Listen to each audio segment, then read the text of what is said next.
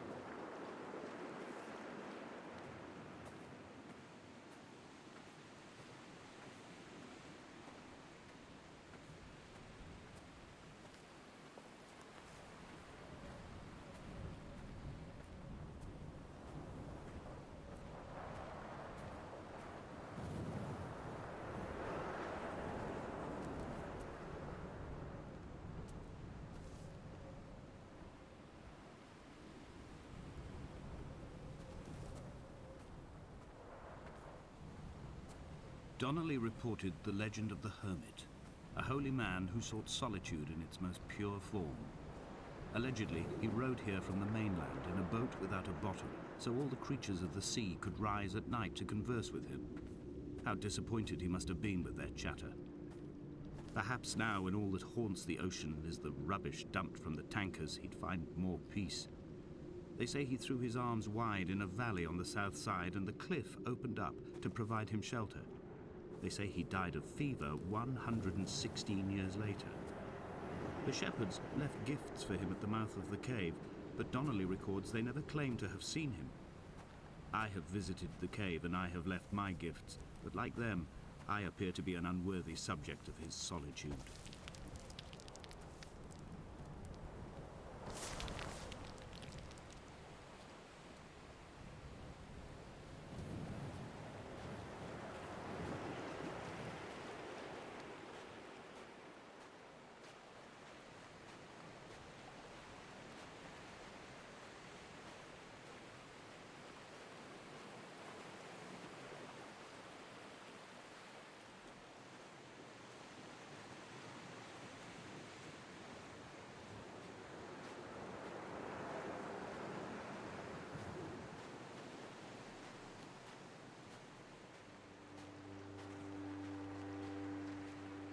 At night, you can see the lights sometimes from a passing tanker or trawler. From up on the cliffs, they are mundane. But down here, they fugue into ambiguity. For instance, I cannot readily tell if they belong above or below the waves. The distinction now seems banal. Why not everything and all at once? There's nothing better to do here than indulge in contradictions whilst waiting for the fabric of life to unravel.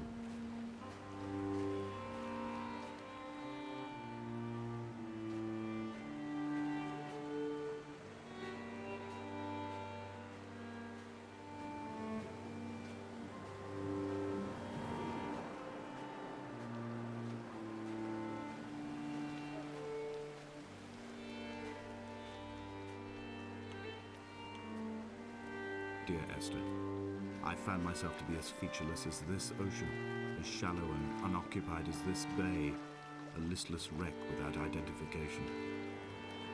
My rocks are these bones, and a careful fence to keep the precipice at bay. Shot through me caves, my forehead a mount. This aerial will transmit into me so. All overexposed, the nervous system, where Donnelly's boots and yours and mine still trample. I will carry a torch for you. I will leave it at the foot of my headstone.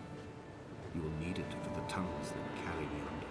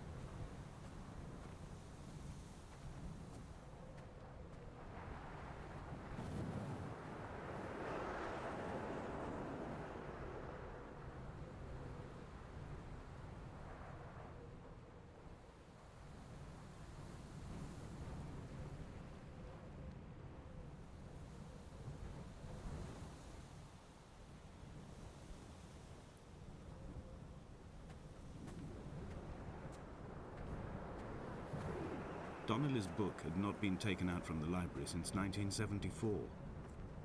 I decided it would never be missed as I slipped it under my coat and avoided the librarian's gaze on the way out. If the subject matter is obscure, the writer's literary style is even more so. It is not the text of a stable or trustworthy reporter.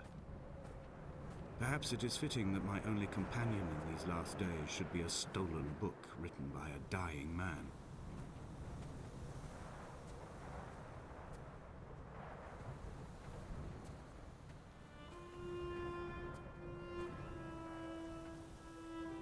When someone had died or was dying, or was so ill they gave up what little hope they could sacrifice, they cut parallel lines into the cliff, exposing the white chalk beneath. You could see them from the mainland or the fishing boats, and know to send aid or impose a cordon of protection, and wait a generation until whatever pestilence stalked the cliff paths died along with its hosts. My lines are just for this: to keep any would-be rescuers at bay. The infection is not simply of the flesh.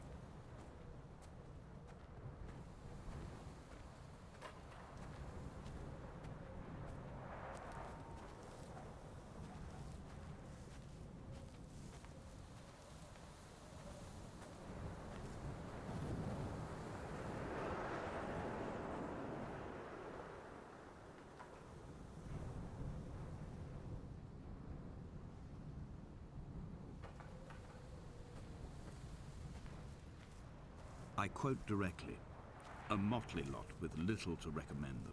I have now spent 3 days in their company. That is, I fear, enough for any man not born amongst them. Despite their tedious inclination to quote scripture, they seem to me the most godforsaken of all the inhabitants of the Outer Isles. Indeed, in this case, the very gravity of that term, forsaken by God, seems to find its very apex. It appears to me that Donnelly, too, found those who wander this shoreline to be adrift from any chance of redemption. Did he include himself in that, I wonder?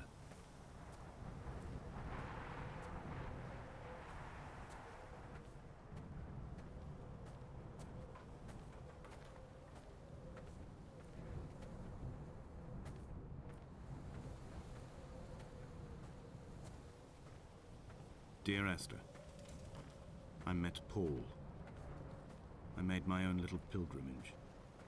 My Damascus, a small semi-detached on the outskirts of Wolverhampton. We drank coffee in his kitchen and tried to connect to one another. Although he knew I hadn't come in search of an apology, reason or retribution, he still spiraled in panic, thrown high and lucid by his own dented bonnet. Responsibility had made him old. Like us, he'd already passed beyond any conceivable boundary of life.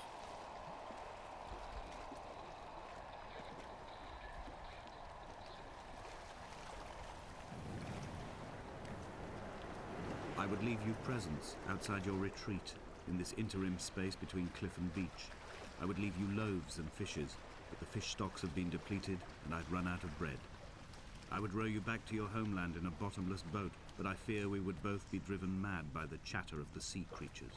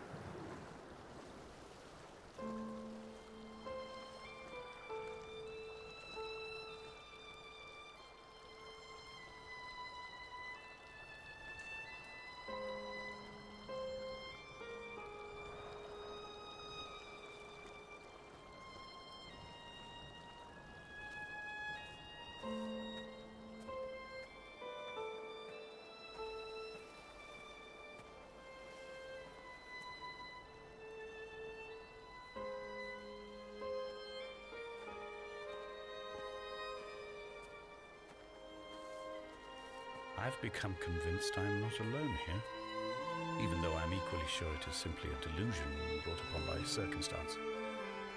I do not, for instance, remember where I found the candles, or why I took it upon myself to light such a strange pathway. Perhaps it is only for those who are bound to follow.